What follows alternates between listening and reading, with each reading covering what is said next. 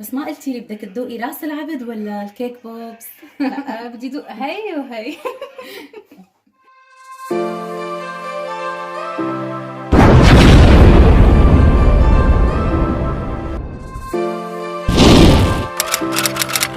هدول عصايات الكيك بوبس من البزورية للي بالشام.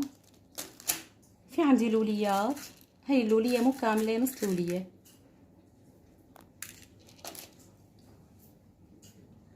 شريط الساتان هاد 5 ميلي عرضه. بدي اخدها بهالطريقة هاي، طبها هيك وبالخيط لفها.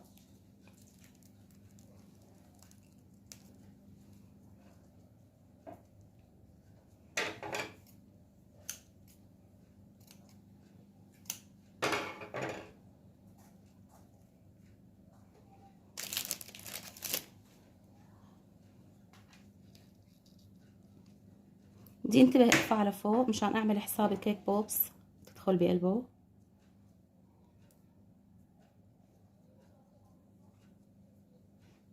هلا باخد اللولية، نقطة سيليكون صغيرة،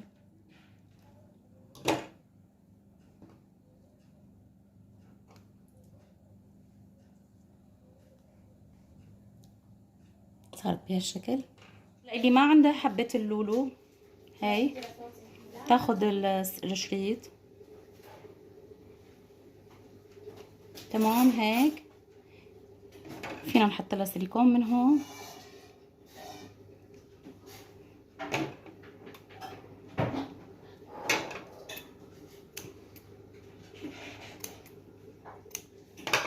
صارت عنا هيك طريقة.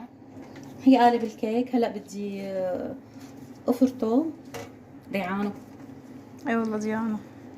هو مو كتير ضيعانه لانه قطعة الكهرباء نحن عم نساويه. الله يوفقك يا ماما، بس شقفة يا ماما، الله لا يوفقك. يمكن. الله يوفقك يا ماما، بس شقفة. يلا خير. فقطعة الكهرباء عندي، قررت اعمله كيك بوبس. اكيد ما رح كبه، هو ما عجن كتير يعني هيك انا معصبه. اذا كنتي معصبه وانتي وهيك فيك تعملي له هيك مثلا، ايوه. هيك تفشي خلقك فيه. اي حدا معصب يعمل قالب جاتو ويعملوا كيك بوبس. فيني معجن شوي، يعني مو اخذ راحته. ايه يا ماما، اشرحي لهم كيف الطريقة منيح. يا سلام. هرهرنا ذات الجريمة. بدها تجيب لي نمل. شلون لقيتيه طيب؟ سارة ما بتقدر ما تاكل. ما بتقدر ما تذوق، لازم تتذوق. لازم ندوق ماما حتى خبرنا على الطعم دغري. لا تنسوا اذا كنتوا جداد على القناة واول مرة بتشوفونا تحطوا لنا لايك للفيديو، تشتركوا بالقناة وتفعلوا زر الجرس. هلا انا نطرت لاجت الكهرباء، رجعت ساويته مشان يستوي الوجه تبعه. ما عاد في مجال ماما، رح اكل قالب الجاتو قبل ما يصير كيك بوكس يعني.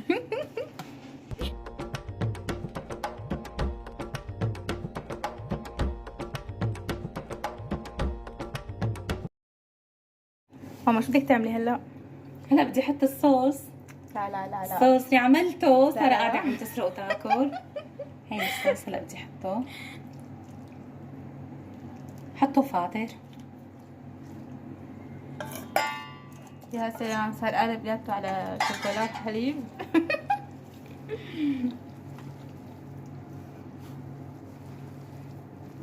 بدي اعجنه.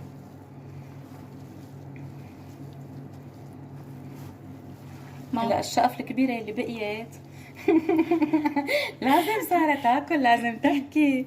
مو بدي اكل، بدي اقول لك شغله انه انا ما بقدر يعني. ايه هلا الشقف الكبيرة اللي بقيت هلا انا عم بدعكم تصير ناعمة. انا مكسرة بسكوت، بحط عملة البسكوت بقلبه، كمان بحطهم بعجنهم فيهم. يا جماعة ماما كل ما تكون عم تعمل أكلة شو ما كانت، حتى لو طبخة يعني، خاصة الطبخات اللي أنا بحبهم حلو يا لنجي كذا، ولا ماما شو صار بالأكلة؟ بتقلي على النار ولا ادقلك اياها؟ لازم تذوق. بتقوم هي بتقلي ايه يلا دوقي. يا جماعه حقلكم سر. قال لهم السر. لا بلا هلا ساره هي بتذوق الطبخه تمام، بس المشكله انه بتاكل ربعها هي وعم بتذوق.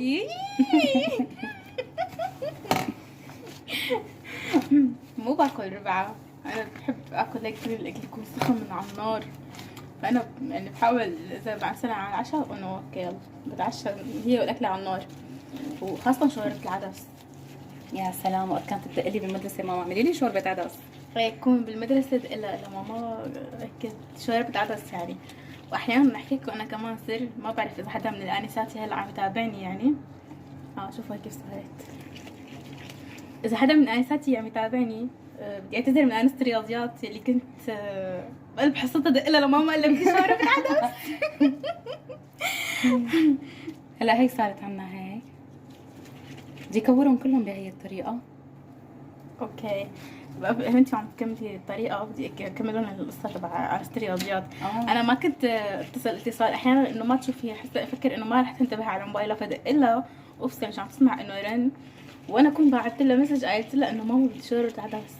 مشان الاسف ما فيني احكي يعني، انزل تحت المقعد اتخبى واعمل اللي علي. يلا هلا بنخلص الكميه وبنرجع لكم. كورتهم كلهم. هلا بدي احط العصايات اللي عملتهم زينهم، بدي احطهم قبل ما احط لهم الشوكولا. طبعا انا انتبهت كتير منيح ما يكون في سيليكون فيهم، لانه احيانا السيليكون بيعمل خيطان.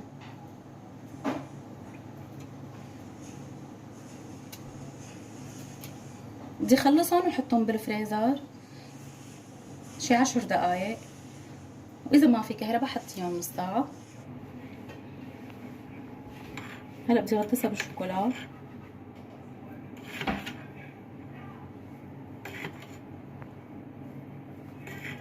اهم شي اطراف العصاية مشان ما تفلت.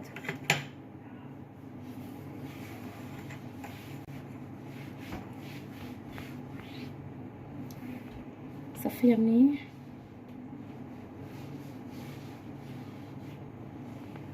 بحطها على ورق زبدة. هلا صاروا جاهزين عنا مثل ما انا شايفين. هاي زينتها بالشوكولا البيضاء، وهي بالبسكوت، وهلا صار دوري ادو. بنتمنى انكم تجربوا هالوصفه هاي وتخبرونا من اي بلد عم تتابعونا وشو الاسم اللي بتسموها عندكم يا. وما تنسوا مثل العاده اذا حبيتونا كتير تشتركوا بالقناه وتفعلوا زر الجرس حتى توصلكم كل الوصفات. بنحبكم كتير، بس باي باي. باي باي.